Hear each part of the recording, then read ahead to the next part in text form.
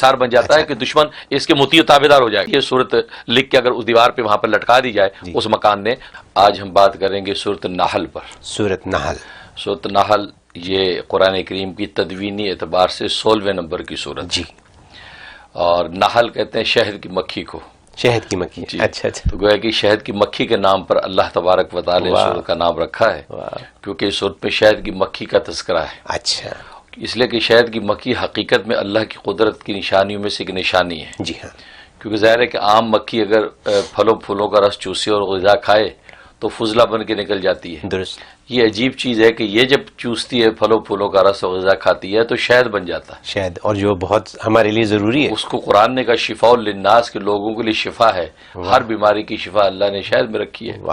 تو یہ قدرت کا کمال اس مکھی سے ظاہر ہوتا ہے. تو اس لیے اللہ تبارک و تعالی نے سورۃ النحل کے نام سے اس سورت کا نام رکھا. فضائل فوائد کا تعلق ہے.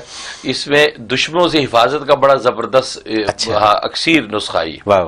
یعنی اگر کسی کو دشمن ستاتے ہیں پریشان کرتے ہیں تو اکیلا یا کچھ لوگ بیٹھ کے 8 مرتبہ اس کی تلاوت کریں. اچھا.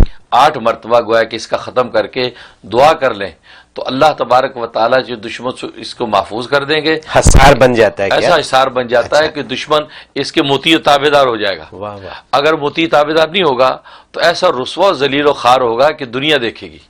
یہ عجیب اس صورت کے اندر کمال ہے. دیکھیں نا ہمارے پاس یہ کالز آتی ہیں جی بالکل دشمن ہے دشمنی ہے گھروں کے فیملیوں کے اندر ہے جائیدادوں کے جھگڑے ہوتے ہیں. تو سورۃ النحل اکیلا آدمی 8 مرتبہ پڑھ لے تو کوئی زیادہ مشکل نہیں ہے. کتنی لمبی صورت اور بس مناسب صورت ہے, کوئی بڑی لمبی صورت نہیں ہے. تو جناب یہ پڑھ لے اور دعا کر لے تو نتیجہ یہ ہے کہ کیا ہوگا کہ وہ دشمن یا تو تابعدار ہوگا اور یا جو ہے کہ وہ رسوا ذلیل خوار ہوگا. یہ اس کے اندر خوبی ہے. اور دوسرا یہ ہے کہ اگر یہ چاہتا ہے کہ میں میری ذریت میری اولادوں کی اولادیں نسلیں دشمنوں کی عداوت سے محفوظ رہیں تو وہ روزانہ 1 مرتبہ اس کی تلاوت کرے. اچھا. اس میں اپنی نیت کرے, اپنی نسلوں اور ذریت اور اولادوں کی نیت کر لے کہ تمام میری نسلوں کو جو دشمنوں سے بچا.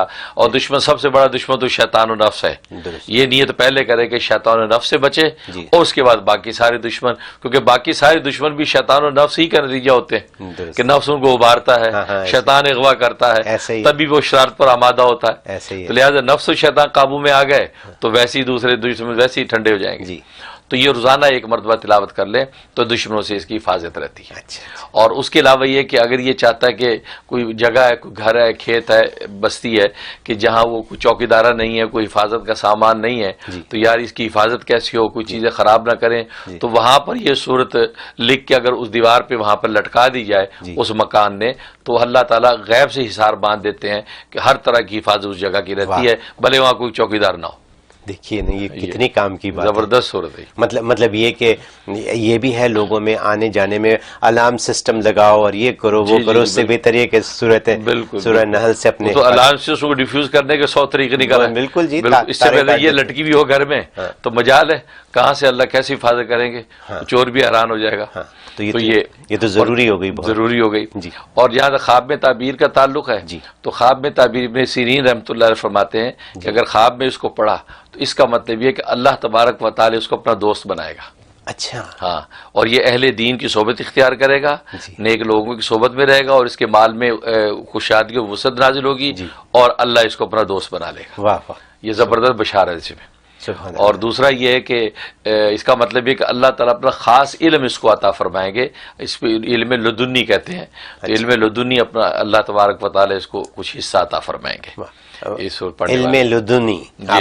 اس کی مجھے تشریح کیجیے. لدنی کا مطلب ہے کہ ایک علم کسبی ہوتا ہے جو کتابوں سے پڑھ کے ہم حاصل کرتے ہیں, استاد کے سامنے بیٹھ کے پڑھتے ہیں. ایک اللہ ڈائریکٹ دل پر اتارتے ہیں, وہ القاء اللہ خود ڈائریکٹ کرتے ہیں, وہ علم لدنی کہلاتا ہے. اس کو علم وحبی بھی کہتے ہیں جو حضرت خضر علیہ الصلوۃ والسلام کو دیا گیا. حضرت خضر نے کسی سے پڑھا نہیں کہ اللہ نے براہ راست اس کو وہ علم عطا کیا. تو یہ علم لدنی علم وحبی کہلاتا ہے, بغیر آپ کی محنت اور کسب کے آپ کو مل جاتا ہے, اللہ کی طرف سے مل جاتا ہے. تو یہ علم لدنی تو اللہ اس میں سے آپ کو حصہ عطا فرمائیں گے یہ سورت پڑھنے والے کو. تو بڑے اس کے اندر برکات اور فضائل برکات ہیں. اور آپ نے فرمایا کہ یہ کوئی زیادہ لمبی آیت نہیں پڑھی جا سکتی ہے. جی بالکل, آسانی سے جو دعائیں وظائف میں بتایا کرتا ہوں اس کی عمومی اجازت ہوتی ہے. اسپیسیفک کسی ایک کو اجازت دینا ضروری نہیں، کسی ایک کو دے بھی دی تو آپ جو جتنے بھی لوگ سنتے ہیں تو میری طرف سے سب کو دلی اجازت ہوتی ہے، وہ میرے جو وظائف کر سکتے ہیں، اگر وہ سیم ان کا مسئلہ ہے تو بالکل کر سکتے ہیں۔ ویڈیو کے نیچے سبسکرائب کے بٹن پہ کلک کریں، بیل کے آئیکن پہ کلک کیجئے تاکہ ہر نئی ویڈیو کی نوٹیفیکیشن آپ کو مل جائے۔